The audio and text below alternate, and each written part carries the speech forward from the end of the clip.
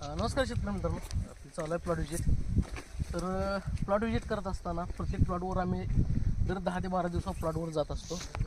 आणि प्लॉटमध्ये जाऊन आम्ही करतो काय, तर प्लॉटमध्ये काय प्रॉब्लेम आहे ह्याचा आम्ही बघत असतो की बाबा प्लॉटला कमी कशाची डिफिशियन्सी कशाची आहे का, किंवा कुठल्या DCचा अटॅक आहे का, करपावा आहे का.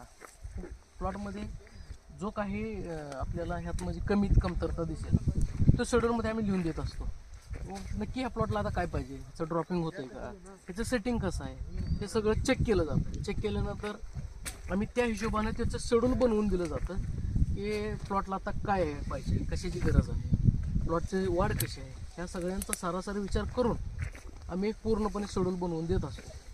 त्यामुळं ही पूर्ण आता शेड्यूल, आता प्लॉटची पूर्ण पाहणी चालू आहे, आमची तपासणी चालू आहे. याच्या तपासणीमध्ये पूर्णपणे आम्ही असं बघत असतो तो प्लॉटमध्ये काही प्रॉब्लेम आहे का. आणि शेतकऱ्यांना सुद्धा विचारतो की बाबा कुठल्या ठिकाणी प्रॉब्लेम असेल तर सांगा. तर त्या स्पॉटवर आम्ही जाऊन आम्ही चेक करतो. चेक करून त्याच्यानंतर आम्ही त्याचं शेड्यूल तसं बनवून दिलं जातं. अशी आमच्या ही कामाची पद्धत आहे.